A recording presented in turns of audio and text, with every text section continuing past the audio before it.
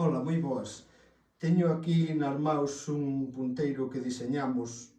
É un punteiro sanabrés, pero ten a característica de que, bueno, toca por suposto con palletas construídas como as antigas sanabresas, é dicir, sin a parte dura da cana, empregando só a parte branda, e polo tanto son palletas, como xa vos teño dito, que converten moi ben o aire en son. Polo tanto, son punteiros sempre que teñen moito son. E é un punteiro que está en La, pero é temperado e ademais é cromático.